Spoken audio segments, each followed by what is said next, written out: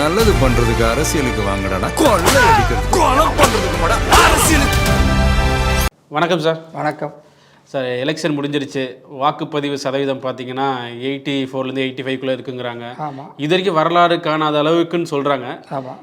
இது இளைஞர்கள் காரணமா, விஜய் காரணமா, இல்லை என்ன காரணமாக இருக்கும் இப்படி வரலாறு காணாது? யார் காரணம்? பல காரணங்கள் சொல்கிறாங்க. அதில் முக்கியமான காரணம் அவங்க சொல்கிறது மீறி பேர் அந்த கருத்து கணிப்புகள், அதாவது என்ன தேர்தலுக்கு முந்தைய இந்த ஓட்டிங் முன்னே அந்த நேரத்தில் ஓட்டிங் முடிஞ்சவொன்னே சொன்னது என்னென்னா எஸ்ஐஆர் தான் மெயின் ரீசன். அதுக்கப்புறம் தான் விஜய் இது வரும், அப்புறம் தான் இது எல்லாருமே போய் ஆர்வமாக போட்டாங்கன்று நிறைய பேர் சொன்னாங்க. பட் மெயினாக பார்த்தீங்கன்னா எஸ்ஐஆர் ஒரு 3 to 5% டிஃப்ரென்ஸ் இருக்கலாம் போனதுக்கு. அதாவது லாஸ்ட் டைம் 73-74னா இப்போ 78% கிட்ட இருக்கலாம், இல்லை 79%. பட் அதை விட முக்கியமாக உங்களுக்கு விஜயோட ஓட்டு தான் முக்கியம்.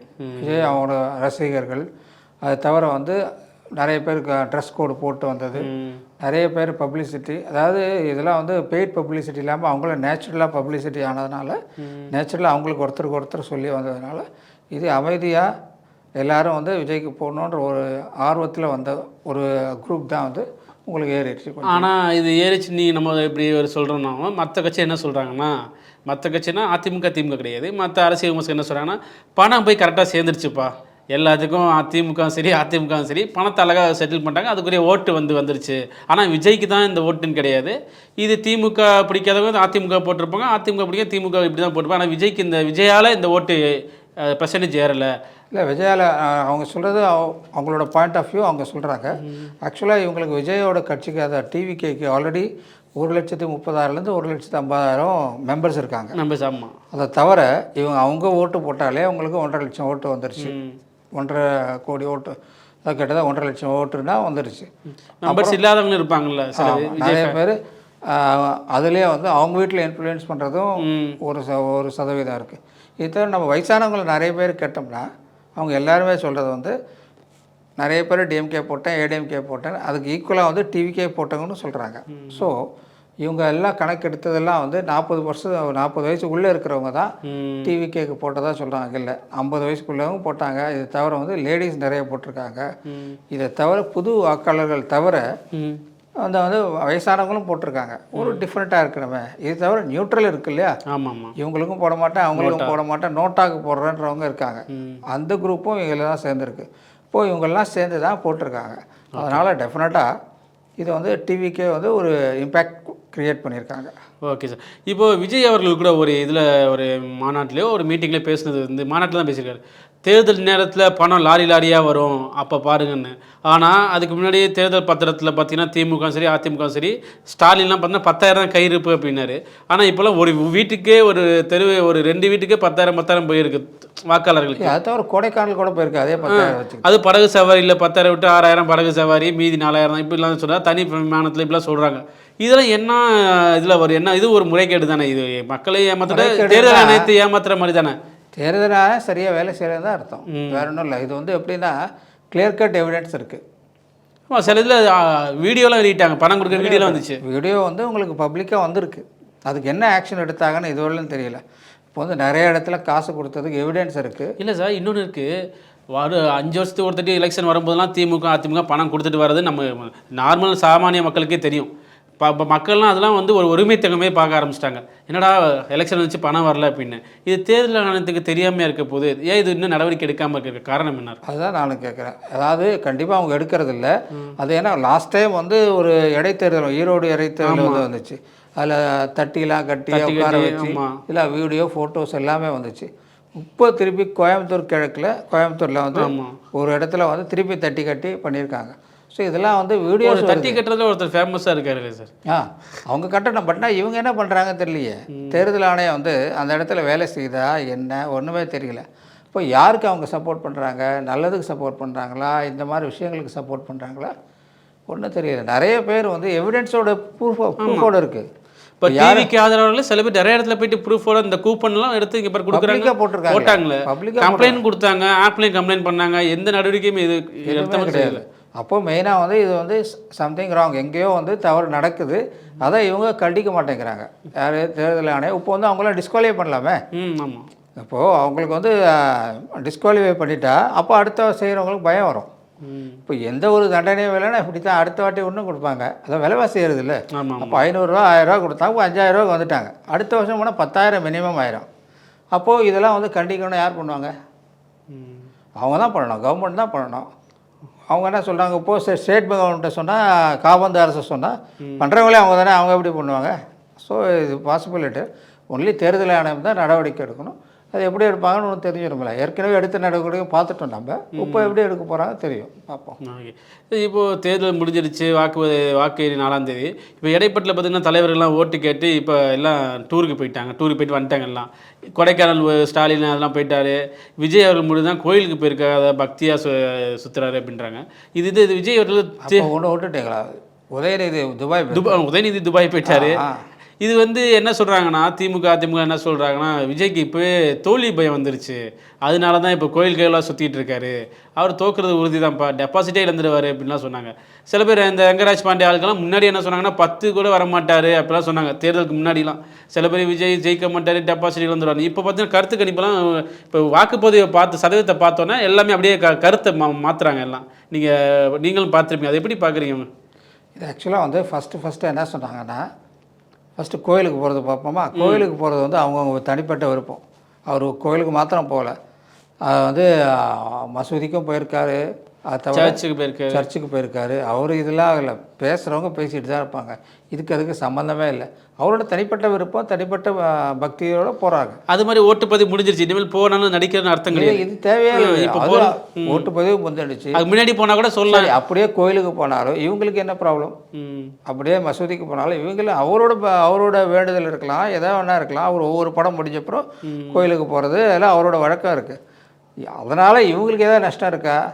இனிமேல் ஏதாவது ஓட்டு மாற்றி போட முடியுமா? இவர் கோயிலுக்கு போகிறதுனால இவர் கோயிலுக்கு போயிட்டார், நம்ம எல்லாம் இவருக்கு போட்டெலாம் நேரம் போட போகிறாங்களா? போட்டு முடித்த அப்புறம் தானே போகிறார் இவர் வந்து முதல்ல அந்த இதில் திருச்சி அங்கே போகும்போது என்னென்னா, அது எல்லா கோயிலுக்கும் ஒரே நாள் போயிட்டு வந்துட்டார். அன்றைக்கி தான் இவங்க பாதிரியார் கூப்பிட்டு பேசியிருக்காங்க.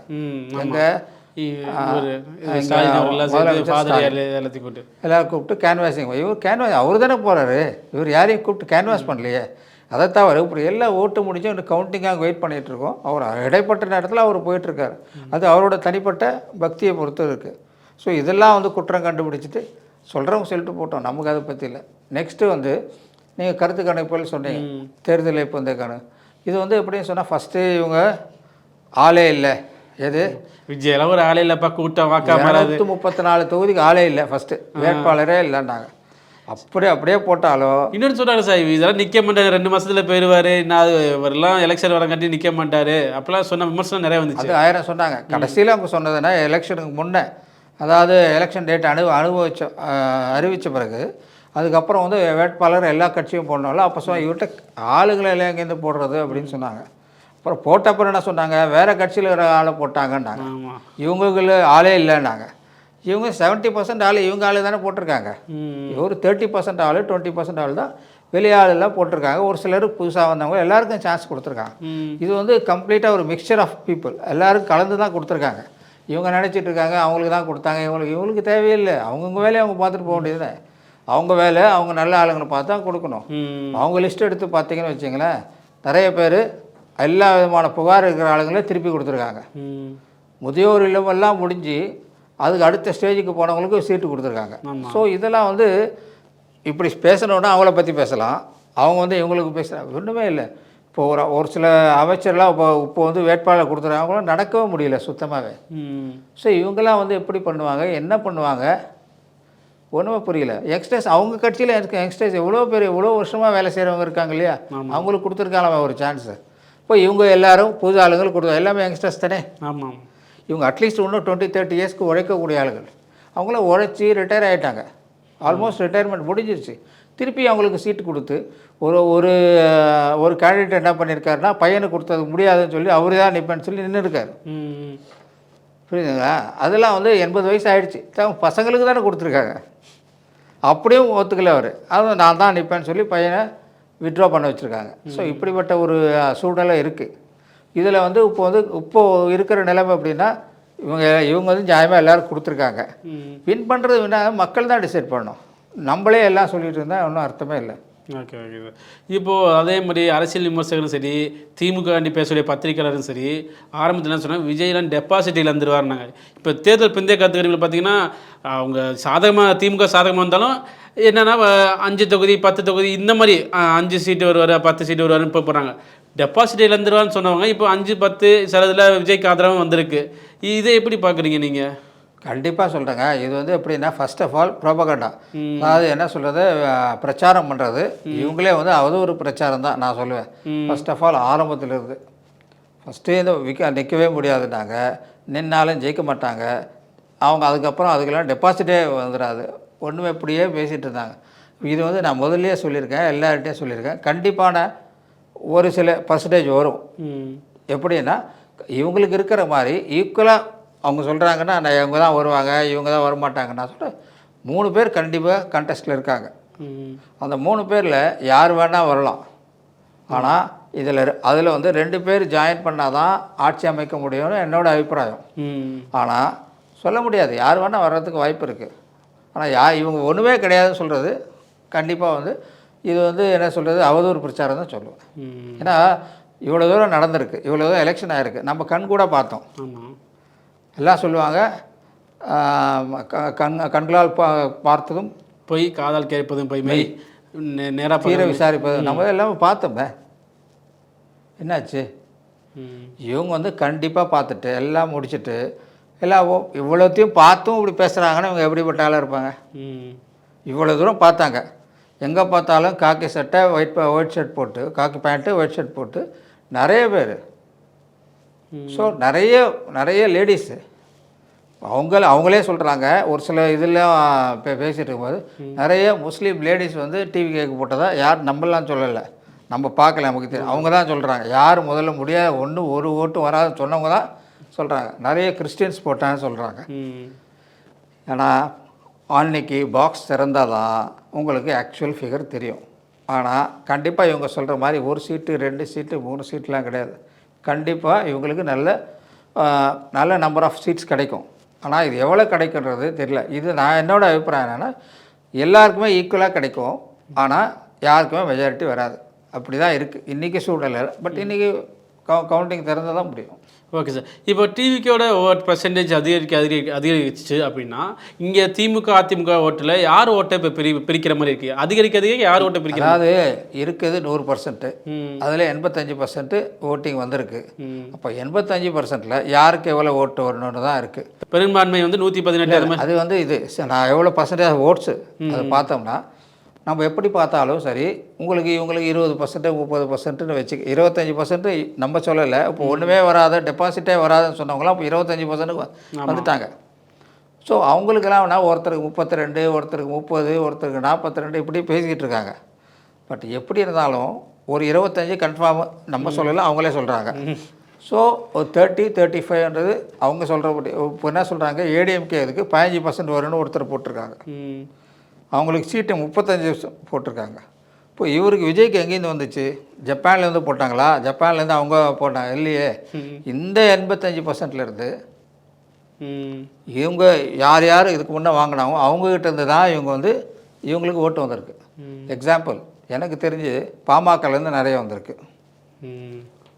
யாராவது நம்ம திருமாவளவன் கட்சி விடுதலை சிறுத்தை அவங்களுக்கு நிறைய வந்திருக்கு. சீமானது கேட்கவே தேவை. விஜயகாந்த் கட்சியில் இந்த தேமுதிக அதெல்லாம் கம்ப்ளீட்டாகவே அந்த அளவுக்கு இம்பேக்டே இல்லை. ஸோ அவங்களே என்ன அவங்களுக்கு ஹெல்ப் பண்ணியிருக்காங்க நம்ம இவங்களுக்கெல்லாம். ஸோ அதனால் நிறைய விஷயங்கள் இருக்குது. இது எப்படி பார்த்தாலும் இவங்களுக்கு மீதி பேர் 25 சொல்கிறாங்க. நான் 32% வரும் நான் நினைக்கிறேன். மினிமம் 30 வரும். அப்படி வந்துச்சுன்னா இவங்களுக்கு 70லேருந்து 80 சீட்டு கன்ஃபார்மாக இப்போ தெரியுது. பாக்ஸ் திறந்தப்புறம் பார்த்தா மெஜாரிட்டியாக வரலாம். ஓகே.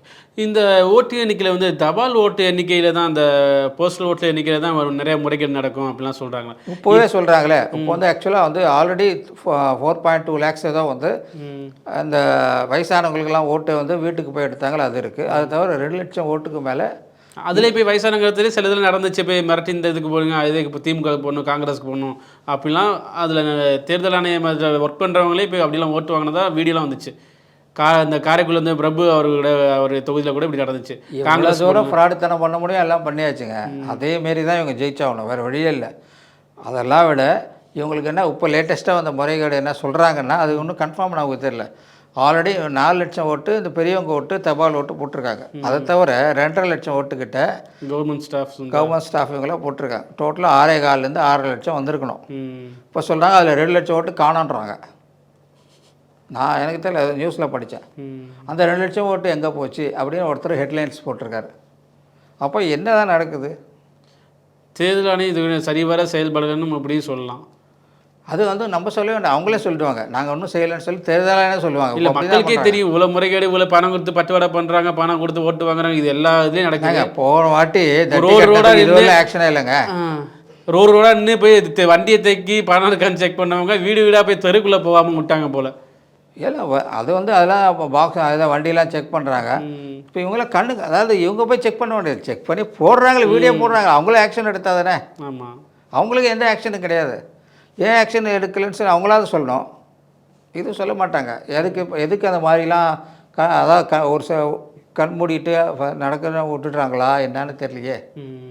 Okay sir. இப்போது ஓட்டு போடுற அன்னைக்கு அந்த ஈவினிங் டைம் 3 to 4, அந்த 4 to 5 இந்த எண்டு முடிகிற நேரத்தில் இந்த சைன் போட்டு இந்த பேட்டரி கழட்டின நேரத்துலலாம் அப்போல்லாம் கள்ள ஓட்டு சில இடத்துல திமுக வந்து அட்ராசிட்டி பண்ணி அது நிறையா இது முறைகேடுலாம் பண்ணாங்க அப்படிலாம் நிறைய வீடியோ வந்துச்சு. நீங்கள் சொல்ல கரெக்டு தான். ஒரு சில இடத்துல இதுக்கு முன்னே நடந்ததை விட இது ரொம்ப கம்மி. இதுக்கு முன்னே போன வாட்டியோ அதுக்கு முன்ன வாட்டியோ எப்போ நடந்தாலும் இவ்வளோ இல்லை. ஏன்னா அது அப்போ ஆக்சுவலாக வந்து அப்போது 100க்கு 60% 70% ஓட்டு போட்டாங்க. மீதி 40% காலியாக இருக்குது, அது சான்சஸ் இருக்குது. இப்போ 85% ஒரிஜினல் ஓட்டே வந்துருச்சு. 80 எஸ்ஏஆரில் போயிட்டு வெளியே எல்லாம் போயிட்டு அது இல்லை, அப்போ போட்டவங்க எஸ்ஏஆர்லாம் போன பிரகாரம் 100% வச்சுங்க. அதில் வந்து 85 பேர் போட்டாங்க, மீதி 15 பேர் தான் போட்டோம். அந்த 15 பேரில் எவ்வளோ பேர் தான் இவங்க போய் போட முடியும்? அதனால் அந்தளவுக்கு இல்லை. ஆனால் அப்படியே போட்டிருப்பாங்களா சார்? போட்டிருக்காங்க, ஆனால் பர்சன்டேஜ் கம்மி. 10 ஓட்டு மிச்சம் இருந்தால் நீ 5 ஓட்டு எடுத்துக்க, நான் 5 ஓட்டு எடுத்துக்கன்னு பிரிச்சிருப்பாங்க. இல்லை, இவங்களுக்கு ஷேர் வந்துடுவாங்கல்ல, அதெல்லாம் கிடையாது. அப்போ அந்த மாதிரிலாம் வந்து போடுறதுக்கு எல்லாம் தடுத்துருக்காங்க. அதேமாரி ஒரு சில இடத்துல நடந்திருக்கு. நீங்கள் சொன்ன மாதிரி அந்த என்ன சொல்கிறது, அந்த காரைக்குடியில் நடந்திருக்கு, நிறைய இடத்துல நடந்திருக்கு, அந்த திருச்சியிலே நடந்திருக்குன்றாங்க. இப்போ சேகர்பாபு ஒரு இருக்கார்ல, அந்த அடிதடி அங்கெல்லாம் பிரச்சனை வந்திருக்கு. இதெல்லாம் வந்து என்ன ஆக்ஷன் எடுத்தாங்க இவங்க? ஒரு எஃப்ஐஆர் கூட எதுவுமே பண்ணல, ஒன்றுமே கிடையாது. இப்போ அதை தவிர அப்படியே மூடி மறைச்சிட்டாங்க. அதை பற்றி அந்த நெக்ஸ்ட் சாப்டர் அடுத்த கருத்து கணிப்பு, அடுத்து யார் வருவாங்க, எப்படி பண்ணுவாங்க, இப்படி தான் பேசுகிறாங்களா, அது என்ன நடந்துச்சு? ஓகே ஓகே, அது கூட ப்ரூஃபே கிடையாது, எதுவுமே கிடையாது. சார், தேர்தல் பிந்தைய கருத்து கணிப்பு மாதிரி இந்த வெளியிட்டாங்கன்னு அதில் வந்து பார்த்தீங்கன்னா பல கம்பெனி வந்து பல விதமாக சொல்லியிருக்காங்கல்ல, இதுக்கும் ஏதாச்சும் பின்னாடி நடந்திருக்குமா? பின்னாடி இல்லை, நேராக நடந்திருக்கும். ஏன்னா வந்து ஆக்சுவலாக வந்து ஃபஸ்ட்டு வந்து அங்கேயும் பணம் பட்டுவாடா போயிருக்குமா? இல்லை, அது என்னன்னு தெரியல.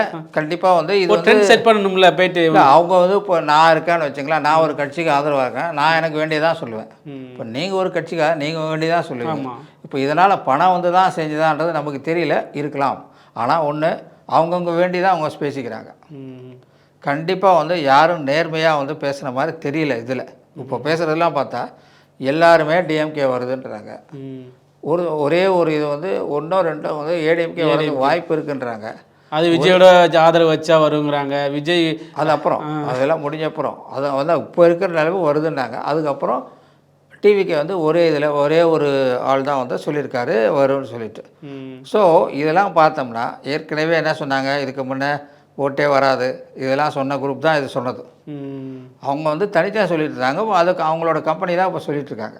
ஏதாவது முதல்ல வந்து ஓட்டு வராது, அப்புறம் வந்தாலும் இவங்க வரமாட்டாங்க, டெபாசிட்டே வராது, இதெல்லாம் சொல்லிட்டு இருந்தாங்கல்ல. இதே குரூப் தான் இப்போ சொல்கிறாங்க. என்ன சொல்கிறாங்க, எல்லாம் டிஎம்கே வந்துடும், நமக்கு எதுவுமே டிவிக்கெல்லாம் டெபாசிட்டே வரும், அதே தான் இப்போ சொல்கிறாங்க. ஆனால் அவங்களே என்ன சொல்கிறாங்க, 25% மேலே தாண்டிட்டாங்க. 20% எடுத்தாலும் டிவிக்கே வராது, அப்படி தான் இப்போ சொல்லிகிட்ருக்காங்க. ஆனால் 25% இல்லை, இவங்க சொல்கிறதே 25னா கண்ணில் 5 சேர்த்துங்க, 30 கன்ஃபார்மாக வந்துடும். 30 வந்துடுச்சுன்னா 30 ஆவரேஜ்னு வச்சுங்க. ஒரு இடத்துல 40 வரும், ஒரு இடத்துல 45 வரும், ஒரு இடத்துல 15 வரும். எப்படி இருந்தாலும் 70 சீட்டுலேருந்து 80 சீட்டு கன்ஃபார்ம் வரும். இதுக்கு மேலேன்றது இந்த இது இருக்கிற ட்ரெஸ் கோடு போட்டு போனவங்க இவங்களோட இம்பேக்ட்லாம் வந்து அப்போ தான் தெரியும். Okay okay. இப்போ இருக்கிற நிலைமை நம்ம எதிராளிகளை, அதாவது என்ன சொல்கிறது, இவங்க யார் யார் முதல்ல சொன்னாங்களோ வராது, அவங்களே போய் 25%க்கு வந்துட்டாங்க. அதனால் கண்டிப்பாக 30% கன்ஃபார்ம். ஓகே. மீதி ஒரு 5% 6% இப்போ தெரியாது, 4th தான் தெரியும். Okay okay. ஸோ என்னதான் அந்த எலெக்ஷன் ரிசல்ட் வரப்போகுது, மே 4 வரப்போகுது, கருத்து கணிப்புலாம் வெளியிடுறாங்க. இது ஒரு புறம் இருக்க, இப்போ இங்கிட்டு வந்து பார்த்தீங்கன்னா காங்கிரஸில் பார்த்தீங்கன்னா இப்போ எலெக்ஷன் ரிசல்ட் வந்ததுக்கப்புறம் மாநில தலைவரை மாற்ற போகிறதா சொல்லியிருக்காங்க. செல்வ பிறந்தங்க நான் விலகுறேன் அப்படிலாம் சொல்லியிருக்காரு. இல்லை, அவர் எலெக்ஷன் முன்னாலே அப்போ சொல்லிட்டார். இப்போ விலக போகிற இப்பவும் அந்த நியூஸ் போயிட்டுருக்கு. அப்படிங்கும்போது இப்போ ஒரு 5 பேர் லிஸ்ட்டு கொடுத்துருக்காங்க. அடுத்த தலைவரே திருநாவுக்கரசு இந்த மாதிரிலாம் பேர் ஒரு 5 பேர் வந்திருக்கு. இப்போது இவர் என்ன எதுக்காண்டி இந்த முடிவு எடுத்திருப்பார் அப்படின்னு ஒன்று இருக்குல்ல. இப்போ திமுக அப்படி சேர போகிறாரா, இல்லை காங்கிரஸ்லேயே ஒரு தலைவருக்கு கீழே வேலை செய்ய போகிறாரா ஒன்று இருக்கும்ல. செல்வ பிறந்தவோட இது அவர் நிலைப்பாடு என்னவா இருக்கும்? இல்லை, இப்போ வந்து அவரோட வந்த வேலை முடிஞ்சிருச்சு. அவர் என்ன பண்ணணும்னு நினச்சாரோ அதை முடிச்சுட்டு கூட்டணிக்குள்ளே காங்கிரஸ் வச்சுக்கணும்னு என்ன பண்ணணும், அவரோட மிஷன் இம்பாசிபிளாக பாசிபிள் ஆக்கிட்டார். அவரோட வேலை முடிஞ்சிருச்சு. இப்போ அவர் அங்கேயே இருந்தாலும் ஒன்று தான், வெளியே வந்தால் அவருக்கே தெரியும் காங்கிரஸ் எந்த அளவுக்கு இந்த தேர்தலை ஜெயிக்கணும்னு சொல்லிட்டு. அதனால் வந்து அதை பற்றி அவருக்கு கவலை இல்லை. அவரோட வந்த வேலை முடிஞ்சிருச்சு, அவர் செட்டில் ஆகிட்டார். ஓகே, இப்போது வந்து அடுத்தது என்ன பண்ணணும் அன்றது அது இப்போ தேவையில்லை. இப்போ ரிசல்ட்டு அவருக்கு தெரியும், நமக்கு தெரியாது. ஏன்னா சில விமர்சனம் என்ன பண்ணுறாங்கன்னா, இவர் திமுகவில் சேர்ந்துருவார், ஏன் திருப்பியும் கீழெல்லாம் வேலை செய்ய மாட்டார், திமுகவில் உள்ளே போயிடுவார், ஏன்னா ராகுல் காந்திக்கு வந்து இவர் பிடிக்காத போல் ஆகிட்டார் அப்படிலாம் சொல்கிறாங்க. ஏன் தனி கட்சி தொடங்கலாமே? தனி கட்சி தொடங்கி திருப்பி திமுகவோட கூட்டணி வைக்கலாம், அதெல்லாம் செய்யலாம். அதாவது செல்வ பொறுத்தவரை காங்கிரஸ்னு வச்சுக்கலாம், பெருந்தொகை காங்கிரஸ்னு வச்சுக்கலாம். பெருந்தொகை காங்கிரஸ், அதே காங்கிரஸ் பேர் கெட்ட பேர் ஆகிட்டு பெருந்தொகை அப்படின்னு வேறு ஏதாச்சும் வச்சுக்கலாம்ல, கழகம் ஏதாவது ஒன்று வச்சுக்க வேண்டியதான். வச்சுட்டு திருப்பி திமுகவோட கூட்டணி. இப்போ ஏன் இவங்க கூட சேரணும், அவங்க கூட சேரணும்? இப்போது அதாவது செல்வ பெருந்தகைக்கு வந்து அதில் டிஎம்கேல சேர்ந்தாருன்னு வச்சுங்க, ஒரு சீட்டு தான். ஆமாம். இப்போ அவர் இது கட்சி ஆரம்பித்து கூட்டணி வச்சா அட்லீஸ்ட் ஒரு 5-6 சீட் கிடைக்கும்ல. திருமாவளவனே இருக்கு, இத்தனை வருஷம் வந்து 8 சீட்டு அது மாதிரி தான் வாங்கிட்டு இருக்காரு. யாருக்கு? திருமாவளவன். இவரெல்லாம் சேர்ந்து 2 சீட்டு தான் கிடைக்கும். இந்த எலெக்ஷன் தெரிஞ்சிடும் எல்லாமே. இவங்களோட திருமாவளவன், திமுக, அதாவது என்னது தேமுதிக, முஸ்லீம் கட்சி, வைகோ மறுமலர்ச்சி, இப்போ இவங்களோட எல்லாரோட சிபிஎம் எல்லாரோட இதுவும் இது தெரிஞ்சும். அந்த சைடு எடுத்திங்கன்னா பிஜேபி, காங்கிரஸ் தங்க தெரியும். இதெல்லாம் குரூப்பில் காங்கிரஸ் இந்த சைடு வருதுன்னா அந்த சைடு யார்? அன்புமணி, சசிகலா, டிடிவி, அப்புறம் வேறு யார் இருக்காங்க? அது சின்ன சின்ன கட்சி, ஜாதி இருக்குது, ஜான் பாண்டியன், இந்த மாதிரி எஸ்ஆர்எம், இந்த காலம் எல்லாருமே வந்து இந்த தேர்தலுக்கு கிளியராக அவங்களோட கம்ப்ளீட் பிக்சர் தெரிஞ்சிடும். யார் யாருக்கு எவ்வளோ வருதோ. எனக்கு தெரிஞ்சு இதில் முக்கால்வாசி காலியாயிரும். ஒன்றுமே இதெல்லாம் கம்ப்ளீட்டாக வந்து இந்த தேர்தலோடு அவங்கள ஒதுக்கிடுவாங்கன்னு நான் நினைக்கிறேன். மக்கள் அவங்களே ஒதுக்கிடுவாங்க, போதும்படா சாமி இனிமேல் வேணாம். அடுத்த சீட்டு யாரும் தரவும் மாட்டாங்க. ஏன்னா இப்போ 2 சீட்டு கொடுத்தாங்கன்னா அடுத்து இப்போ ஓட்டி பர்சன்டேஜ் இல்லைன்னு அதையும் கொடுக்க மாட்டாங்க. பர்சன்டேஜ் விட்டுருங்க. ஃபஸ்ட்டு இப்போ சீமானெலாம் இருக்காருன்னா பாவம், அவரும் ட்ரை பண்ணி தான் இருக்கார். அவர் எல்லாருமே சொல்கிற மாதிரி அவர் யாரோடைய கூட்டணி போயிருந்தால் கொஞ்சம் மிஞ்சிருக்கும். இப்போ கம்ப்ளீட்டாக 8%ன்றது 4%, 3%க்கு வந்திருக்கும். என்னோடய ஐடியா படி இந்த வாட்டி அந்த லிஸ்ட்டில் அவரும் சேர்ந்துட்டார். இப்போ இருக்கிறது கடைசியில் நிற்க போகிறது என்னன்னு பார்த்தீங்கன்னா டிஎம்கே, ஏடிஎம்கே, டிவிகே. காங்கிரஸும் பிஜேபியும் இந்த வாட்டி கிளியர் ஆயிரும். ஒன்றும் இல்லை, ரெண்டுமே வந்து இவங்களுக்கு ஒரு 2 சீட்டு கிடைக்கலாம். யாருக்கு? காங்கிரஸுக்கு. பிஜேபிக்கு ஒரு சீட்டோ 2 சீட்டோ கிடைக்கலாம். இதுக்கு மேலே அவங்களுக்கு வாய்ப்பு இல்லை. இது எல்லாமே வாஷ் அவுட் ஆயிரும். இந்த வாட்டி இது வந்து சுனாமி மாதிரி கம்ப்ளீட்டாக எல்லாரையும் அடிச்சுட்டு போகுது. இதனால் வந்து சான்சஸே கிடையாது. எனக்கு தெரிஞ்ச வரலாம் இதுதான் சுச்சுவேஷன் எனக்கு. ஓகே. இப்போது இன்னொரு விமர்சனம் வருது என்னென்னா, விஜய் வந்து பிரச்சாரத்தை இன்னும் கொஞ்சம் நல்லா பண்ணியிருந்தாருன்னா இன்னும் கொஞ்சம் இப்போ சொல்கிற கருத்து கணிப்பு பர்சன்டேஜோட இன்னும் கொஞ்சம் அதிகமாக வந்திருக்க வாய்ப்பு இருக்கும். சான்சஸ் இருக்குது, இல்லை நம்ம இருக்கு இல்லையே. ஆனால் வந்து எப்படி முடியும்? ஏன்னா வந்து எங்கே போனாலும் அந்த 1 மணிக்கு 4 மணி நேரம் பர்மிஷன் கொடுத்து 1 மணி நேரம் தான் போன்றது. அங்கே போகலான்னு சொன்னால் அங்கே வந்து ஆல்ரெடி ஒரு ஆள் வராருன்றது நிறைய ப்ராப்ளம் ஆச்சு. அதே மிஞ்சி கொடுத்தா இவருன்னா அங்கே போனால் நம்மளால் பேச முடியுமா முடியாதா, அங்கே இருக்கிற நிலவரம் என்ன எல்லாம் அங்கே வந்து சும்மா செக் பண்ணி தான் போவாங்க. அங்கே போய் கூட பிரயோஜனம் இல்லைன்னா என்ன ஆகுது? அங்கே போகாமல் இதுலேயே ஏதாவது ஒரு இடத்துல பண்ணாலும் ஒரு 10 மீட்டிங் ஈக்குவலாக பண்ணிடுறாங்க. இப்போ கடைசியாக ஒரு இந்த ஒய்எம்சியில் நடந்துச்சு, அது பெரிய இம்பேக்ட் நடந்துச்சு. ஆமாம். ஸோ அது வந்து 50 மீட்டிங்கு சமம். இவங்களால் 50 இடத்துக்கு போய் பண்ணுற கேன்வாசிங்க அவர் ஒரே இடத்துல பண்ணிட்டார். இப்போ தான் டிஜிட்டல் வந்துருச்சு, எங்கே பண்ணாலும் மக்கள்கிட்ட போய் சேருது, அந்த கருத்துக்கள் போய் சேருதில்ல. ஆமாம், அப்படி இருக்கும்போது அவருக்கு அது ஒரு பெரிய தெரியல. ஆனால் ஒன்று மாத்திரம் விஷயம், இவர் அவங்க சொல்கிறாங்க நான் அதாவது எடப்பாடி அவர்கள் வந்து எல்லா இடத்துக்கும் போயிருக்காங்க, 234 தொகுதி போயிட்டார். இவர் ஸ்டாலின் நிறைய போயிட்டார், இவங்களும் நிறைய, உதயநிதி ஸ்டாலின் போயிட்டார், சீமான் எல்லா இடத்தையும் 2 ரவுண்டு அடிச்சிட்டாரு எல்லாம் சொல்கிறாங்க. அதை விட இது எஃபெக்டாக இருக்கே. இந்த எஃபெக்ட் வந்து அவங்களே சொல்லுங்கள், எது எஃபெக்டாக இருக்குது, இவங்க பண்ணது எஃபெக்டாக இருக்கா இல்லை இவர் பேசுனது எஃபெக்டாக இருக்கா?